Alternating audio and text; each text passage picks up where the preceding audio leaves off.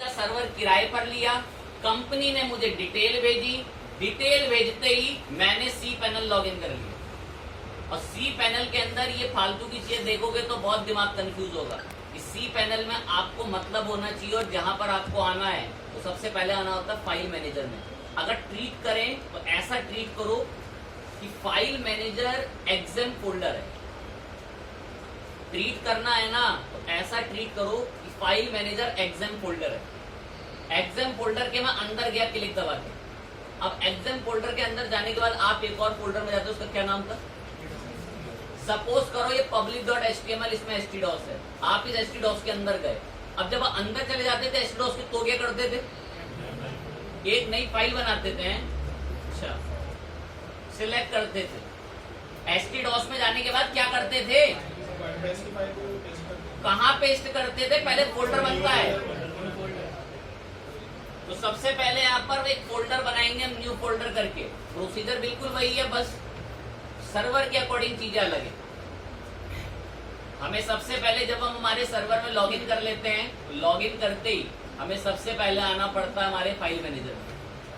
File manager में आने के बाद आपको आना पड़ता है पब्लिक एचटीएमएल के अंदर, और पब्लिक एचटीएमएल में यहाँ नया फोल्डर बनाना है। और ये सारा काम जो नया फोल्डर बनने का है ये आपके लोकल कंप्यूटर के किसी स्टोरेज पे नहीं हो रहा, ये सर्वर के स्टोरेज पे होगा। तो मैंने न्यू फोल्डर पे क्लिक करा। क्या नाम रखना चाहते हो अपने इस प्रोजेक्ट का? मैं इसका नाम आप वर्क करके रख दो और क्रिएट न्यू फोल्डर किया। कह रहा ठीक है, आपका एक फोल्डर बना दिया हमने वर्क नाम से। मैं ठीक है ओके बना दिया वर्क फोल्डर। मैं वर्क फोल्डर के अंदर गया, ये तो खाली है। वर्क फोल्डर के अंदर गए तो ये भी क्या है बेसिकली खाली। इसके अंदर वर्डप्रेस की फाइलें होनी चाहिए। तो मैंने यहाँ पर मुझे एक ऑप्शन दिख रहा है किस नाम से बेसिकली अपलोड। मैंने अपलोड पे क्लिक करा और सिलेक्ट फाइल पर गए, और यहाँ पर आकर मैंने डाउनलोड्स में मेरे पास लेटेस्ट वर्डप्रेस का पैकेज अवेलेबल है और इसको अपलोड कर दिया। क्योंकि दिमाग अभी भी काम नहीं करते, एक और बार कोशिश कर देंगे। हम लोग फाइल मैनेजर में गए, पब्लिक एचटीएमएल में आए। भाई लाइव में ऐसे ही काम होता है।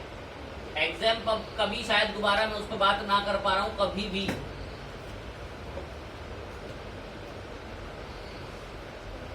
फाइल मैनेजर में पब्लिक एचटीएमएल के अंदर आकर हम लोग यहाँ पर एक फोल्डर बनाया हम लोगों ने जस्ट अभी वर्क नाम से। ये तो खाली पड़ा है, लेकिन दैट्स वाई मैंने इसके अंदर अपलोड किया। कह रहा क्या अपलोड करना? मैं सिलेक्ट फाइल में जाके मैं मेरा वर्डप्रेस का एक पैकेज है वो अपलोड करना है मेरे। ओपन करते जो भी अपना time duration depend on server speed, ये उसको आप वहां पर अपलोड कर दिया। ये 27 MB का जो वर्डप्रेस का पैकेज था ना, इस सर्वर पे जाके स्टोर हो चुका है। लेकिन एक बुरी बात है, गो बैक करा। ये तो बंडल पैक हो रखा है, तो फिर जब ये जिप पैक हो रखा होता तो आप इसे क्या कराते हो? कहीं दिख रहा ऊपर एक्सट्रैक्ट? राइट साइड में देख लो कहीं अगर दिख रहा है। चलो बढ़िया है, दिख रहा है। तो ये जो पैक होकर फाइल आ रखी है इसको हम सर्वर पे ही एक्सट्रैक्ट करेंगे। इस फाइल को क्लिक दबा के ऐसे मैंने इसको एक्सट्रैक्ट बोला। कहता है क्या पब्लिक एचटीएमएल में वर्क में ही एक्सट्रैक्ट करना है? हाँ यही करना है, एक्सट्रैक्ट करो इसको।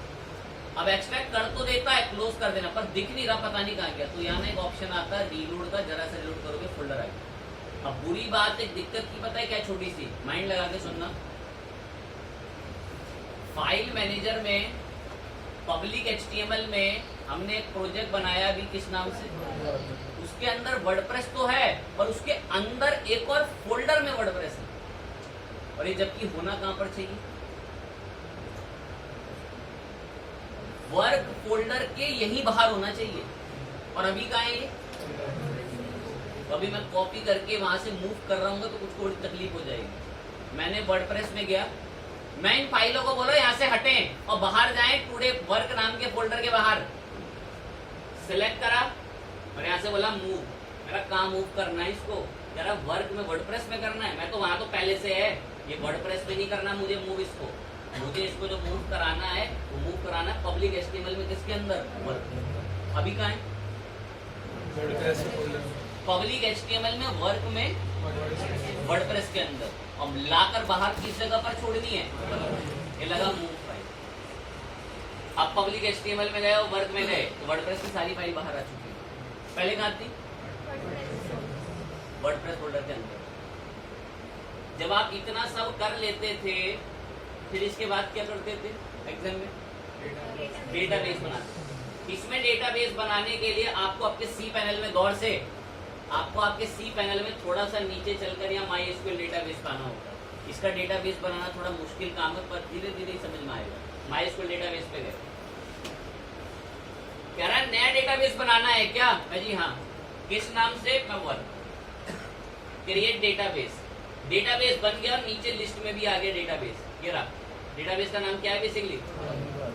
लेकिन इस वर्क नाम के डेटाबेस को चलाने वाला कोई प्रिविलेज यूजर यहाँ पर नहीं है। पता नहीं इतना पढ़ते नहीं पढ़ते, अगर याद हो ना तो एग्जाम के अंदर जब हम डेटाबेस का नाम बताते तो वो ये यूजर नेम मांगता था। क्या होता था यूजर नेम? अच्छी बात। कह रहा है डेटाबेस तो चलो तुमने सर्वर पे बना लिया, किस नाम से? वर्क। लेकिन उसको चलाने वाला कोई अभी यूजर नहीं है। तो यही थोड़ा सा नीचे आओगे तो एक शब्द लिखा हुआ दिख जाएगा। मैं जी मेरे यूजर का नाम भी वर्क ही रखा, और एक मैंने ना यूजर के लिए इसमें पासवर्ड रखा है जो कि आप पहले कभी एग्जाम में रखते नहीं। उसमें क्या डिफॉल्ट खाली होता था कि मैंने एक पासवर्ड इसको रखवाया। यूजर नेम बताया, पासवर्ड रखवा, क्रिएट यूजर पे क्लिक करा, यूजर क्रिएट हो गया। सबसे पहले क्या क्रिएट करा? उस डेटाबेस को चलाने के लिए क्या क्रिएट करा? लेकिन अभी डेटाबेस को यूजर असाइन नहीं हुआ। डेटाबेस किस नाम से? लेकिन उसको चलाने वाला भी यूजर असाइन नहीं होता। असाइन करना पड़ता है। नीचे आके ये रहा एड यूजर टू डेटाबेस। इसका मीनिंग हिंदी में ट्रांसलेट करके बता दो तो अपने दिमाग में बात चली जाएगी। यूजर को डेटाबेस में क्या करना? ऐड। और अभी ऐड है नहीं, अभी यहाँ कोई यूजर नहीं आता। देन नीचे गए तो यहीं पर आकर हमने यूजर पर आकर इसको बताया टुडे, उसका हमारा वर्क, और वर्क के अंदर नीचे भी हमारा जो डेटाबेस है वर्क। मैं जानबूझ के इनके नाम सेम रखता हूँ। ऐड पर हम लोगों ने क्लिक। कह रहा है क्या आप इस यूजर को डेटाबेस की सारी प्रिविलेजेस दिला देना चाहते हो? एक तरीके से परमिशन। मैं हाँ दिलवाओ उसको सारी परमिशन, और देन करा make changes. Everything is done successfully. बस अब हमें वर्डप्रेस कॉन्फ़िगर करना है। हमारे सर्वर में हमने प्रोजेक्ट बना रखा है, फोल्डर बना रखा है, किस नाम से? और मैं ये ना बाहर ही लिखा होता है सी पैनल में। कह रहा आपका जो ये सर्वर है ना, इस सर्वर पर एक डोमेन कनेक्ट हो रखा है, जिस डोमेन का नाम क्या है बेसिकली? learninglife.site। और मैंने यहाँ पर आकर नाम लिखा learninglife.site करके, और प्रोजेक्ट का नाम हमारे यहाँ पर क्या बता दिया जो कि रख रखा हम लोगों ने? वर्क पे एंटर करते ही कुछ सेकंड की देरी के अंदर आपके पास एक वर्डप्रेस के इंस्टॉलेशन स्टेप्स लाइव सर्वर पे ऐसे काम होता है। एक लाइन बोलूंगा तो एक के काम के, बाकी तो बड़ी अजीब है। पता हर सर्वर पर डिफरेंट कैटेगरी के मुताबिक वर्डप्रेस की इंस्टॉलेशन अलग तरीके और अलग टेक्निकों से होती है। अगर एग्जांपल में बोले कि जो कंपनी वर्डप्रेस होस्टिंग देती है तो उसकी टेक्निक अलग है। सी पैनल थोड़ा मशहूर और सिक्योर माना जाता है, इसीलिए मैं इस पर अधिकतम काम करता हूँ। जब कभी गौर से सुनना एक बात को, आप इन किसी भी कंपनी के पास जाओ, मैं आपको हमेशा यही सलाह दूंगा कि आप इनकी जब वेब होस्टिंग में जाते हैं या कोई भी टाइप की होस्टिंग आप इनकी खरीदते हैं, तो खरीदे सबसे पहले वेब होस्टिंग, या तो फिर आप इनकी कंपनी की शेयर्ड होस्टिंग खरीदें। GoDaddy वगैरह किसी पर भी अगर आप जाकर होस्टिंग खरीद रहे हैं, या तो सिर्फ वो वेब होस्टिंग हो, या फिर वो सर्विसेज के अंदर जाकर यहाँ से वेबसाइट बिल्डर, डोमेन में बहुत सारी चीजें देते हैं, जैसे WooCommerce से रिलेटेड VPS होस्टिंग भी देते हैं। ये वेब होस्टिंग दे रहे हैं। मैं वेब होस्टिंग पे गया, आप यहाँ की वेब होस्टिंग खरीदो तो इसमें हमेशा सी पैनल मिलेगा, और सी पैनल सबसे ज्यादा सिक्योर माना जाता है काम करने के लिए। और हम भी जिस सर्वर में अभी काम कर रहे हैं उसका हमें किस चीज का लॉगिन मिल रखा है? मैंने भी तो पूरा वर्डप्रेस यहीं से कॉन्फ़िगर करा, और फिर उसके बाद उसका डोमेन डाल के प्रोजेक्ट का नाम ही तो लिखा, बस किस नाम से था? लैंग्वेज सेट करके कंटिन्यू। कह रहा है ये सब तैयार है, मैं आप तैयार है। कह रहा है डेटाबेस का नाम बताओ। बनाया था डेटाबेस, ये यहीं पर ही आना वापसी। डेटाबेस कहाँ पर किस नाम से था कोई बता सकता है? MySQL डेटाबेस में था। इसके अंदर जो आपने डेटाबेस बनाया वो ये रहा। देखो अभी वर्क नाम के यूजर पे कोई प्रिविलेज यूजर था नहीं, लेकिन मैंने नीचे से प्रिविलेज ला के ऐड कराया था ना, ऐड यूजर डेटाबेस। अब ये हमारे डेटाबेस का नाम है, मैंने इसको ना पूरा समेत कॉपी करना, वर्क नहीं ओनली, पूरा समेत कॉपी। अब खास बात ये है कि प्रिविलेज यूजर का नाम भी वही है, बार बार मुझे कॉपी करने के लिए उधर ना आना पड़े, इसलिए जानबूझ के मैं नाम सेव ही रखता हूं। और इसका मैंने एक पासवर्ड सेट करा था, याद हो तो, जब मैं यूजर बना रहा था। डेटाबेस का नाम, डेटाबेस का यूजर नेम, डेटाबेस का पासवर्ड और सबमिट कर, करा सब कुछ ओके, रन करो इंस्टॉलेशन। फिर प्यारी भाषा में बोल रहा हूँ, ये सारा काम एक लाइव सर्वर पे हो रहा है। साइट की information, shop India, user name और यहाँ एक पासवर्ड। एक बड़ी दिमाग ना चल रहा हो। मैं इस वक्त ना यहाँ ईमेल डाल रहा हूँ, ईमेल, ये ईमेल बहुत काम की है। और हमारे पास, हमारे वर्डप्रेस में, हमारी ई कॉमर्स की अगर कोई भी सेल होगी ना, तो मेरे सारे ऑर्डर इसी मेल पे आएंगे। और अभी मैं लाइव एक ऑर्डर करूंगा अभी एक दूसरे यूजर से जाके। बिल्कुल माइंड एक्टिव होना चाहिए एकदम। हमारी शॉप का नाम वाम जो भी आपको रखना रखो, वो काफी मेन जगहों पर दिखता है, यूजर नेम, पासवर्ड जो कि लॉगिन टाइम पे चलता है, इंस्टॉल वर्डप्रेस। और ये जो मेल आईडी है, इस मेल आईडी पे हमारे ऑर्डर की डिटेल्स आएंगी। हमारी मेन मेल आईडी है ये, इंस्टॉल वर्डप्रेस पे क्लिक कर लॉगिन कर देंगे वर्डप्रेस इंस्टॉल करके, एंड देन यहाँ से फटाफट से आकर उसको लॉगिन कराते हैं।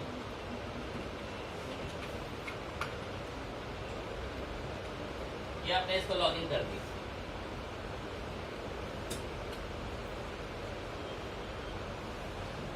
ये इस वक्त अगर हम विजिट करें तो लाइव इंटरनेट पर होस्टेड एक प्रोजेक्ट बन चुका है, learninglive.site, और एक हमारे प्रोजेक्ट का नाम क्या है उसके अंदर अभी।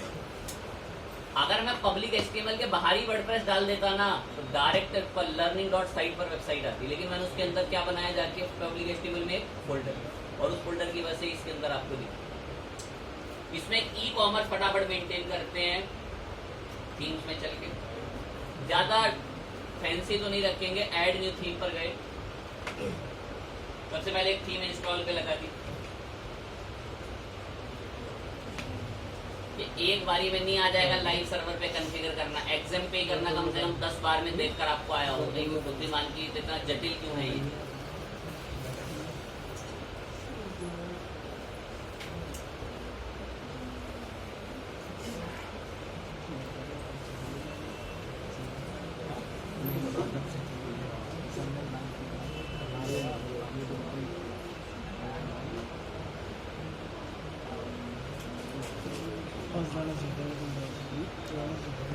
असरा थीम इंस्टॉल करके एक्टिवेट कर दी है। एक्टिवेट करने के बाद मैं ना देखो छोटी छोटी चीजें इंस्टॉल करूंगा। मैं इसका एक साथ ना डेटा नहीं मंगा रहा, स्टैंडर्ड टेम्पलेट। थीम इंस्टॉल करने के बाद फटाफट से प्लगइन्स पे काम कर लेते हैं। 2-1 प्लगइन इंस्टॉल कर लेंगे और एक ऑर्डर कर कर देखेंगे, जो हमारा मकसद है देखने का कि क्या ऑर्डर ऐसे होता भी है नहीं होता। ऐड न्यू प्लगइन पर, क्योंकि अब लाइव सर्वर है, प्रॉपर चीजें काम करती हैं, लोकल सर्वर में नहीं करती हूँ चीजें काम। सबसे पहले तो मैं पॉपुलर के सेक्शन में आके एक हमारे सबसे काम का प्लगइन जो अभी रहने वाला, मैं उसको इंस्टॉल करूंगा। मैं होम पेज पे चलो मंगा लेंगे अगर रहा तो। वूकॉमर्स को मैंने इंस्टॉल पे क्लिक करा, नहीं मंगाएंगे एलिमेंटर कॉम, इसको जबरदस्ती भीड़ मंगाया। वूकॉमर्स एक ऑर्डर करके देखें, कुछ भी नहीं बदला। जो इतने समय से हम लोकल सर्वर पे मेहनत कर रहे थे सब तो वही है, कुछ भी अलग चीज नहीं है वर्डप्रेस में। बस लाइव सर्वर में इंस्टॉलेशन कुछ चीजें, स्टेप्स बदल जाते हैं।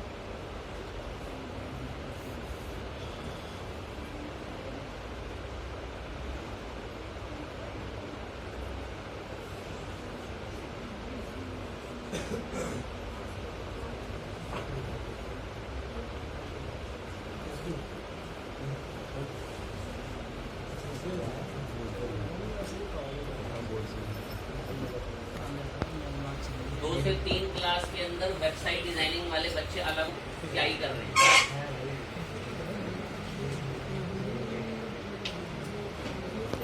अभी हमने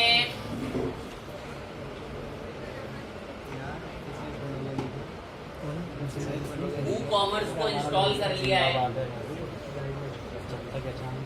ये बातें कौन कर रहा है? अभी मैं 15 मिनट दूंगा आखिरी में बातें करने के लिए, अभी टॉपिक पड़ गया। ये मैंने एक प्रोजेक्ट कर रखा है, इसका एक कमिंग सोना, एक बार इसको लाइव कर दें। अभी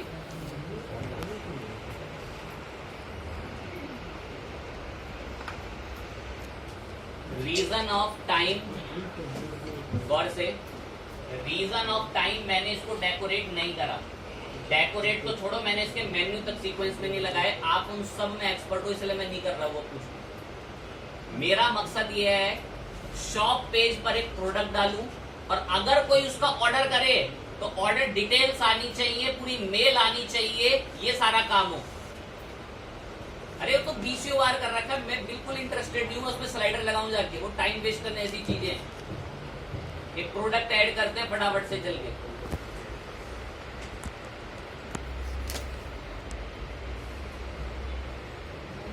कितने पूरा कैसे उनको वो आज भी नहीं आता हो। सुबड़ी का वेट कर रहे हैं, जिस दिन कोई नासा वाला टॉपिक कराएंगे उस दिन पढ़ूंगा। वेट करते रहते हैं, जब तक कोई बेहतरीन टॉपिक नहीं आता तब तक नहीं पढ़ूंगा। एक प्रोडक्ट का नाम रखते हैं फटाफट से।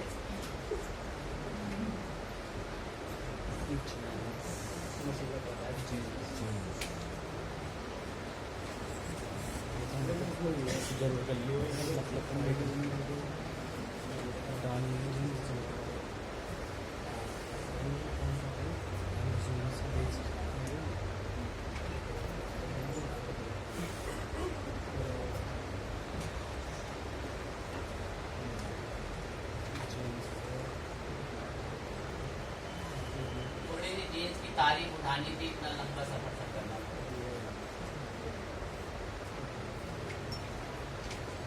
ये प्रोडक्ट ऐड कराने के लिए आए थे, तारीफें भी दे गए, डॉलर में भी बदल दूंगा।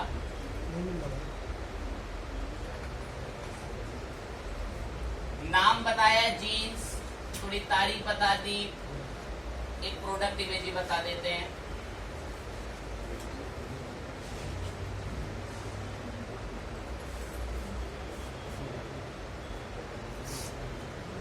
इतना सब सेट करके मैंने इसको पब्लिश करा।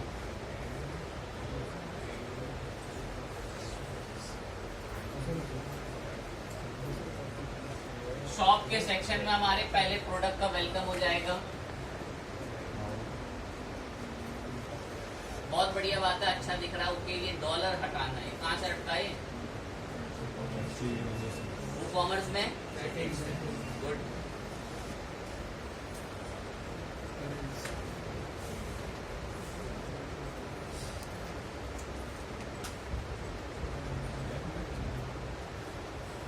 एक लाइन है, बहुत ध्यान से। मैं इस ब्राउजर पे, यहाँ पर एक फोटो दिख रही है, मैं इस ब्राउजर पे एज अ एडमिन लॉगिन हूं, एज अ एडमिन। लेकिन अब मैंने जानबूझ के दूसरा ब्राउजर खोला,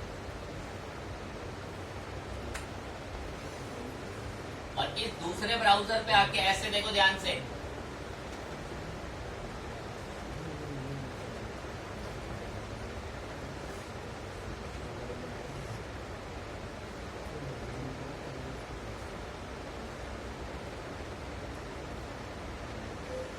प्रोजेक्ट का नाम बता दिया, learninglive.site करके।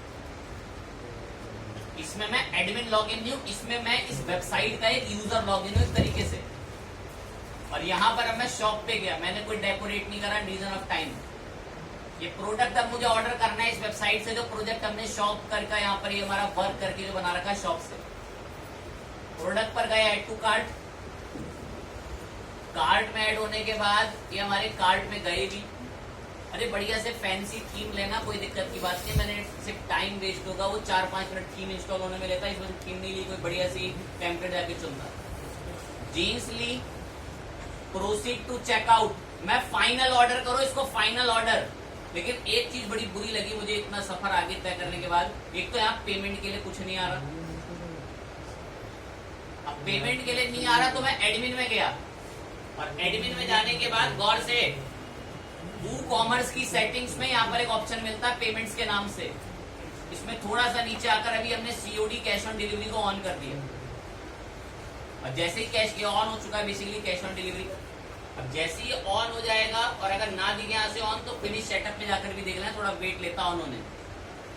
अब यहाँ पर आकर मैं इस मेन साइट में जो ऐसे बोल रहा है कि कोई पेमेंट के लिए तो कुछ है ही नहीं, मैंने अभी इसको रिफ्रेश करा।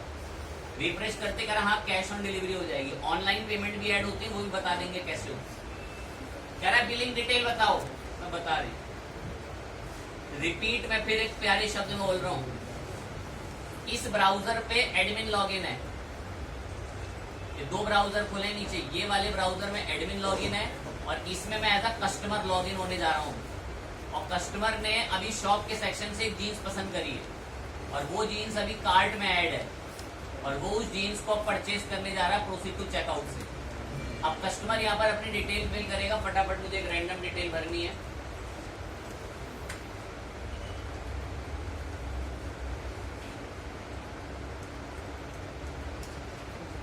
ये पूरा एड्रेस जाएगा मेल होकर कि एक ऑर्डर आया है इस नाम से, दैट्स व्हाई मैं सारी डिटेल भर रहा हूं।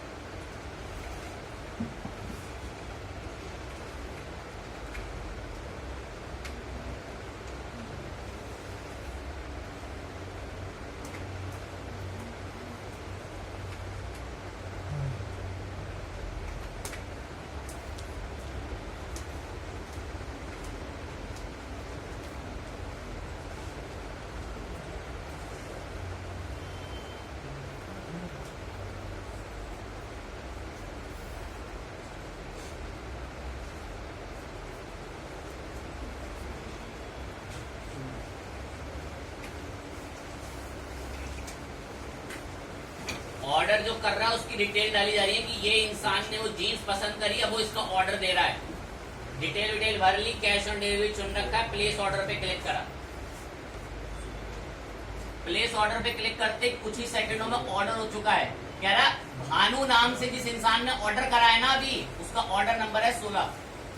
सारी डिटेल कब कब ऑर्डर हुआ, नीचे प्रॉपर बिलिंग एड्रेस वगैरह सारी चीज आ चुकी है, प्रॉपर अमाउंट वगैरह, कैश ऑन डिलीवरी स्टेटस है। अब गौर लगाओ एकदम ध्यान से।